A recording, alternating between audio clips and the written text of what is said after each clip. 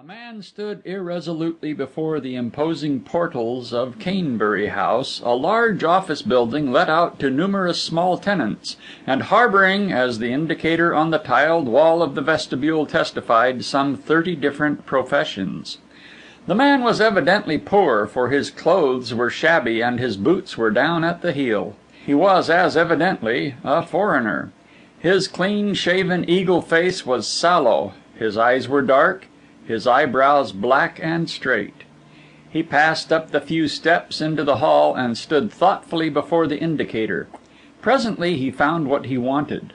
At the very top of the list, and amongst the crowded denizens of the 5th floor, was a slip inscribed, "The Gossip's Corner." He took from his waistcoat pocket a newspaper cutting and compared the two, then stepped briskly, almost jauntily, into the hall, as though all his doubts and uncertainties had vanished, and waited for the elevator. His coat was buttoned tightly, his collar was frayed, his shirt had seen the greater part of a week's service, the derby hat on his head had undergone extensive renovations, and a close observer would have noticed that his gloves were odd ones. He walked into the lift and said, "5th floor," with a slight foreign accent. He was whirled up, the lift doors clanged open, and the grimy finger of the elevator boy indicated the office.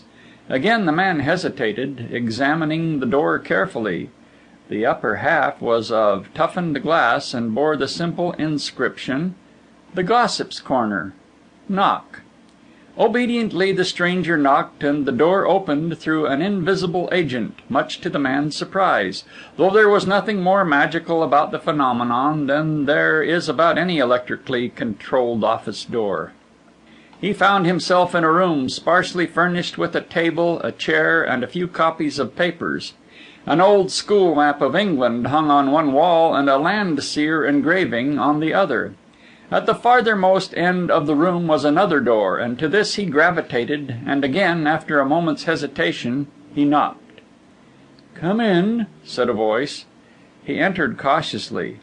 The room was larger and was comfortably furnished. There were shaded electric lamps on either side of the big carved oak writing table. One of the walls was covered with books, and the litter of proofs upon the table suggested that this was the sanctorum. But the most remarkable feature of the room was the man who sat at the desk. He was a man solidly built and, by his voice, of middle age. His face the newcomer could not see, and for excellent reason. It was hidden behind a veil of fine silk net which had been adjusted over the head like a loose bag and tightened under the chin. The man at the table chuckled when he saw the other's surprise. "Sit down," he said. He spoke in French. "And don't, I beg of you, be alarmed." "Monsieur," said the newcomer easily, "be assured that I am not alarmed. In this world nothing has ever alarmed me except my own distressing poverty and the prospect of dying poor." The veiled figure said nothing for a while. "You have come in answer to my advertisement?" he said after a long pause. The other bowed. "You require an assistant, monsieur," said the newcomer. "Discreet, with a knowledge of foreign languages, and poor. I fulfill all those requirements," he went on calmly.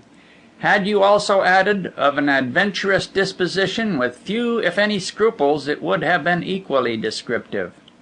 The stranger felt that the man at the desk was looking at him, though he could not see his eyes. It must have been a long and careful scrutiny, for presently the advertiser said gruffly, "I think you'll do." "Exactly," said the newcomer with cool assurance. "And now it is for you, dear monsieur, to satisfy me that you also will do. You will have observed that there are two parties to every bargain. First of all, my duties." The man in the chair leant back and thrust his hands into his pockets. "I am the editor of a little paper which circulates exclusively amongst the servants of the upper classes," he said. "I receive from time to time interesting communications concerning the aristocracy and gentry of this country, written by hysterical French maids and revengeful Italian valets. I am not a good linguist, and I feel that there is much in these epistles which I miss and which I should not miss." The newcomer nodded. "I therefore want somebody of discretion who will deal with my foreign correspondence